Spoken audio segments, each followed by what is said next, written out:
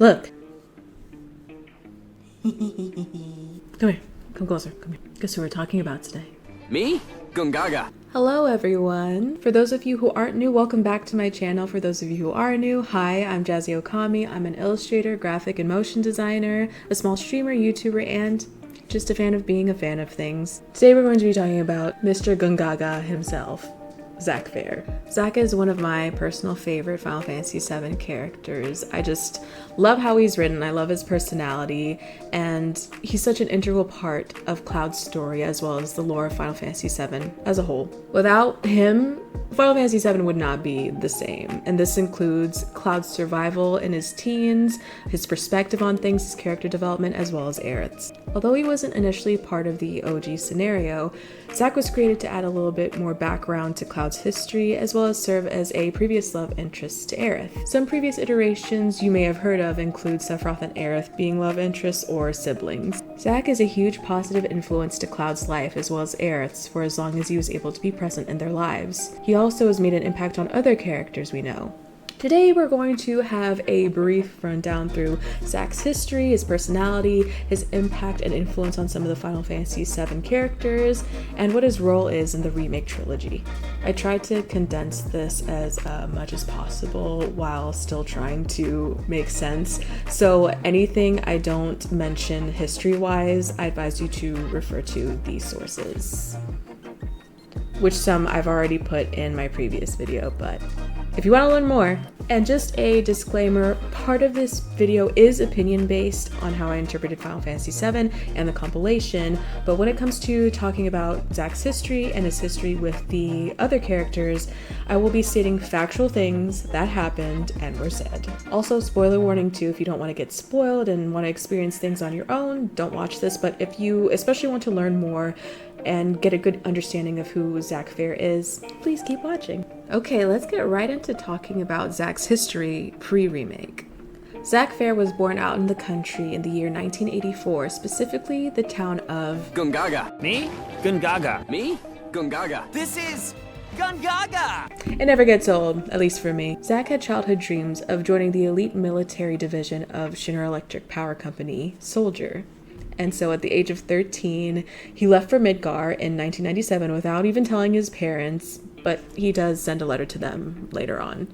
At the beginning of Crisis Core, we see him as a second-class soldier, and then in Chapter 3 of the game, he gets promoted to first class via his friend and mentor Angeal's recommendation. Now, I'm not going to get too into talking about Crisis Core, or else we'll be here all day, and there's a lot that goes on, so I don't want to get too off topic, but essentially the premise is Zack uncovers many mysteries involving Shinra, Project G, the creation of Genesis copies, and Soldier, specifically the legendary members Sephiroth, Angeal, and the missing soldier he's tasked to look for, Genesis Rhapsodus. By the end of the game, he unfortunately ends up dying trying to protect Cloud and defeating numerous Shinra guards who are out to search and kill him for knowing too much.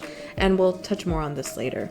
At the end of the events of Final Fantasy VII, he makes an appearance again as kind of like a live stream ghost in Advent Children.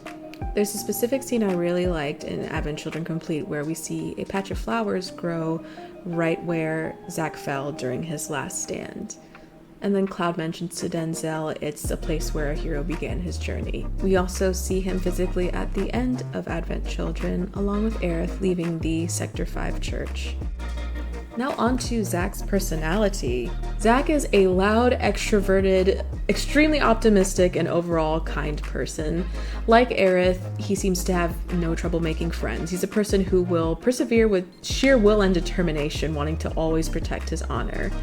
Once he made that decision to join Soldier, he pretty much cut to the chase. I mean, he knew what he wanted, even at the young age of 13, and he just left and just did his thing. He's also referred to as a puppy by Angeal and Sephiroth specifically, very often being clueless and just doing his thing anyway. That's something I personally like about him. He has such strong morals that it doesn't take him too long to compose himself and continue doing what he believes is right anyway.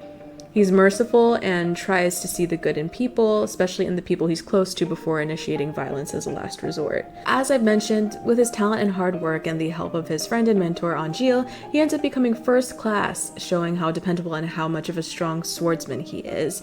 He is given the iconic Buster Sword upon Angeal's passing. Despite his title, it doesn't really go to his head. He's still pretty humble and has a strong sense of character and beliefs. Despite the insurmountable odds he faces, he never loses his sense of self. His moral compass is unbreakable, pretty much. He's a loyal friend and partner, never thinking twice on putting his life on the line for someone he cares about. It's very clear, especially when he tries to look after a comatose Cloud after they escape Hojo's lab. He was written to be someone Cloud not only sees as a best friend, but someone to look up to as a positive influence. His personality is akin to Sora from Kingdom Hearts or Tidus from Final Fantasy X, which he was actually based off of. Now we're on to Zack's relationship with Cloud. Looking at both personalities, one could say Zack is like the polar opposite of Cloud. In regards to Cloud's friendship with Zack, due to Zack already being a friendly person, they pretty much hit it off and Cloud warms up to him quickly. They first meet on a mission in Modeoheim in Crisis Core, finding out they both grew up as country boys. They meet up again as they are both tasked to be a part of a scouting mission to Mount Nebel's reactor along with Sephiroth. It is there that Sephiroth discovers the truth about how and why he was created, initiating the Nibelheim incident. After Sephiroth basically goes berserk, Zack tries to confront him but is defeated. Cloud then arrives and catches him off guard, furious over his mother's death and his childhood friend Tifa's grave injuries. Cloud throws Sephiroth into the Mako pit along with Genova's head he was holding onto before falling unconscious. Right after the Nibelheim incident, Shinra captures the two as test subjects for Hojo's reunion/Sephiroth clone experiment. Zack ends up being fine due to his strong tolerance to the Genova cells from his soldier conditioning, but Cloud unfortunately is not so lucky and is comatose due to Mako poisoning. They are left in tanks for 4 years until Zack wakes up and takes Cloud to escape Nibelheim, which then is newly rebuilt. On the way back to Midgar, and really throughout Cloud being comatose, he occasionally talks to him, even excited about future plans once they make it back to the city. He talks about wanting to see Aerith, his girlfriend, and wanting to become mercenaries with Cloud. His death gravely affects Cloud. Mind you, during Zack's last stand, Cloud is barely able to come to, and once he does, it's been 4 years. He has no idea what's going on. He's just seemingly in the middle of nowhere with his best friend who took care of him all this time lying on the ground dying, so it's majorly traumatic for him. Before Zack passes, Zack tells Cloud to say hi to Aerith for him and to carry on his legacy. He also ends passing his Buster Sword to him. Cloud takes Zack's final words to heart, so much so that after dragging the Buster Sword into Midgar, weak and mentally a wreck before Tifa finds him, his memories and mannerisms kind of mesh together with Zack's, and he kind of becomes him, believing himself that he is in fact a first-class soldier with much experience and confidential achievements. In the narrative Cloud's brain provides him, Zack's Nibelheim experience meshes with Cloud's to the point where he's no longer in the story. Towards the end of the original Final Fantasy VII, Cloud gets his memories back in order with Tifa's help, and he ends up remembering Zack and what actually happened in Nibelheim. Zack's relationship with Aerith. Okay, Google, play First Love by Utada Hikaru. How Aerith and Zack meet for the first time may sound familiar to you. In Chapter 4 of Crisis Core, Zack awoke after falling into the Sector 5 slums church where he meets Aerith Gainsborough, and thankful for her help, he offers to pay her back with a date. To Aerith, Zack was her first love/boyfriend. One can assume some of her playfulness was one of the things she picked up from him, and it became something she passed on to other people as well. Her iconic pink ribbon that she cherishes, as she still wears it, was gifted by Zack, and he also encourages her to start selling flowers. You could tell she cared deeply for him. Besides still wearing her pink ribbon, she comforted him when Angeal passed and wrote him 89 letters while he was away. Fun and really sweet fact, for the collector's edition of Crisis Core Reunion, Aerith's last letter to Zack is provided, handwritten by Aerith's Japanese voice actress Maya Sakamoto, who is currently married to Zack's Japanese voice actor Kenichi Suzumura. Zack tried his best to see Aerith as much as he possibly could, but of course, being a soldier and part of Shinra, work would get in the way many a time. On his very last visit, he helps Aerith build a flower cart. She would also call him occasionally when he was out working just to check up on him. one huge wish that she had summed up after listing 23 of them is to overall spend more time with him.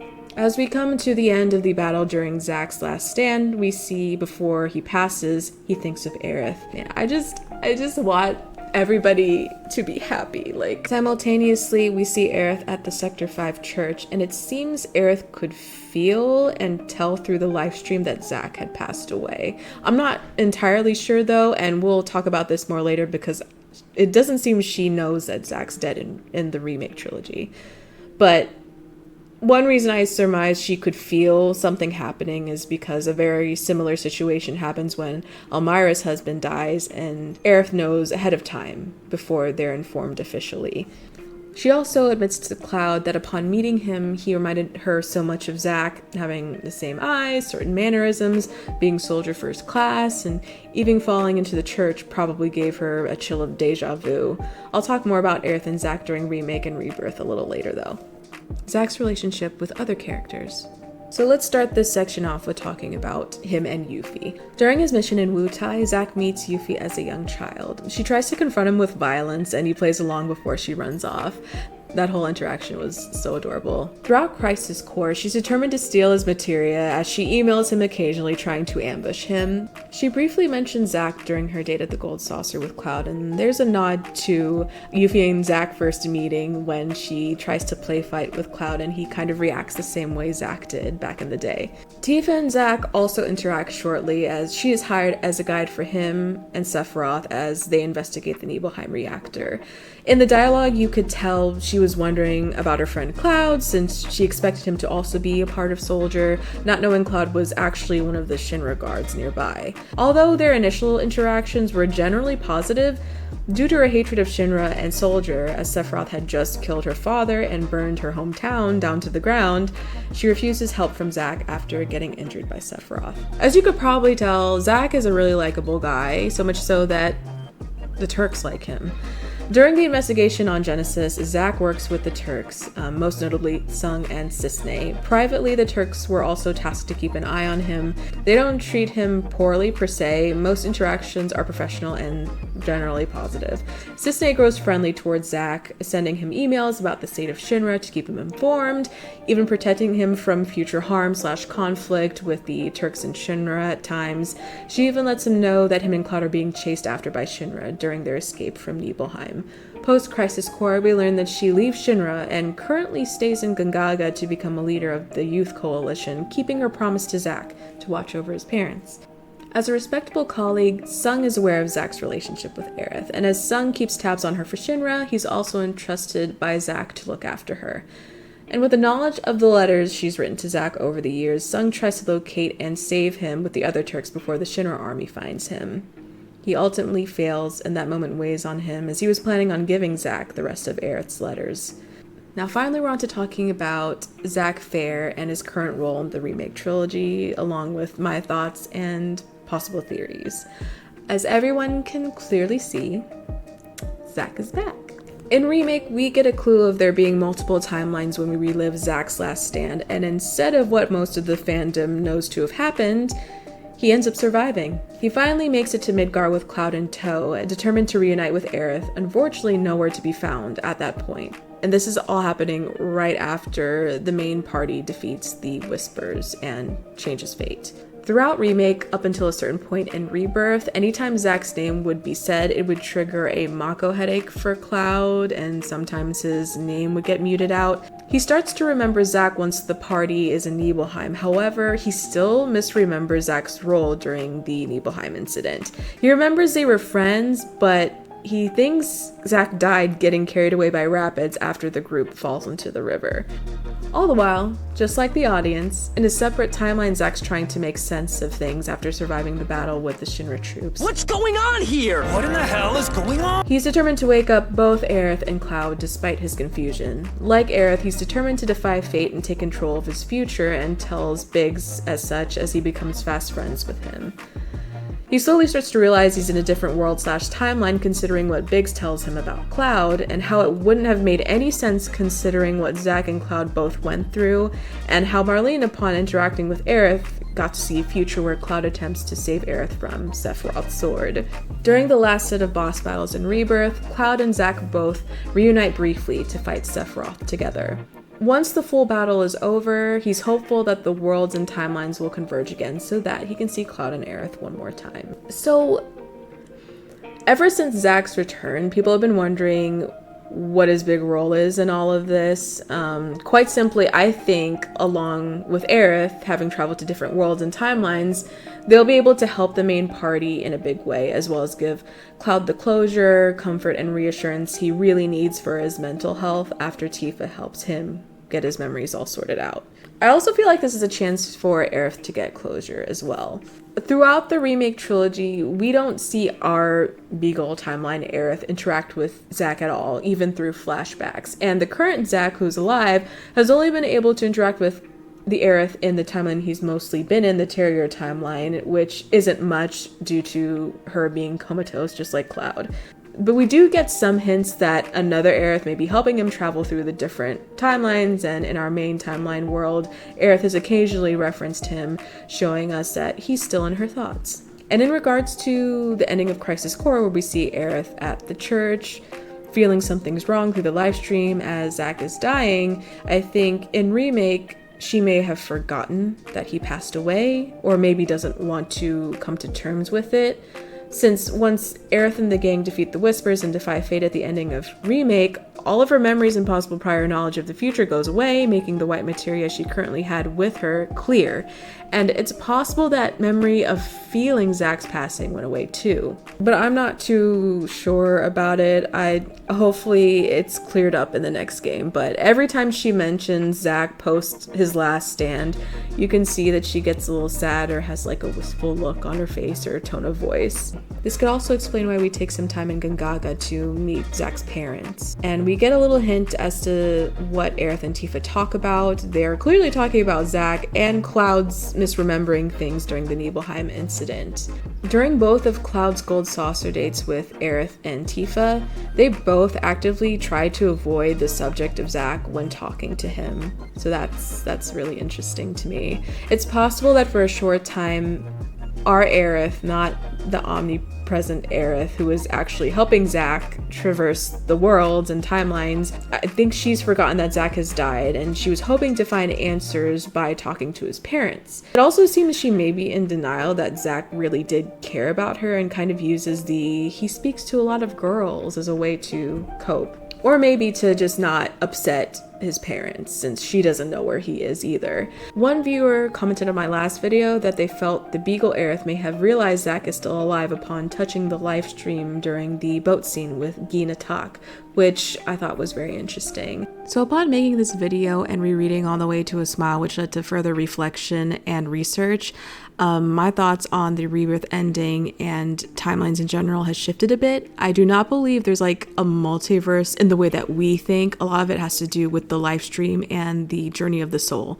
but I'll explain more in a new video. Maybe we'll be able to see them work together, or at least have one final conversation before crossing over to the live stream together, if this all leads up to Advent Children, of course. But as I've said, they both are going to have a big role to play in the third game in order to help the main party succeed in stopping Sephiroth / Genova from ruling all worlds. At the end, I still think Zack and Aerith are going to sacrifice themselves for the party, but at least they'll be reunited together. I feel like it's just gonna be really sad. I don't think they're going to go the route of like the perfect ending, because that's gonna take away from a lot of the meaning left from the original. But it's still gonna be something that's bittersweet. All I'm hoping is everybody gets to talk to each other and see each other again. So fingers crossed. But yeah, what are your thoughts and theories? Let me know in the comments section below. I love Zack, I really do. I love what he stands for, and the fact that he goes through so much bullcrap not fully knowing what's going on like half the time, and he's still like strong and positive and determined, and that's something I really admire about him. I'm really glad Square got to expand upon his character and give him his own game. And even before playing Crisis Core, I always considered him very important to the story, obviously. If it weren't for him, Cloud wouldn't have made it to Midgar and become a mercenary and reunite with Tifa and meet Aerith. And if it weren't for him, maybe Aerith wouldn't have gotten the courage to start selling flowers and wear her amazing pink ribbon and pink outfit. I think it's time to wrap it up. I'm done raving about Zack. Momono.world.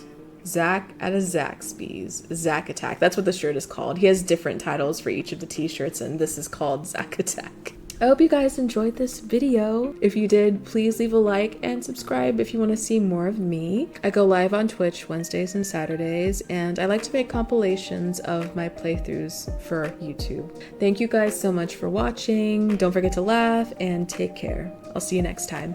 Bye! All I hear is Radio Gongugu, Radio Gongaga, for real. I have 2 Final Fantasy VII tattoos. There's one right here, and there's one right here. Bad. Can't really. I don't know what the hell I'm doing. What is going on? Oh, what the f? What did I write?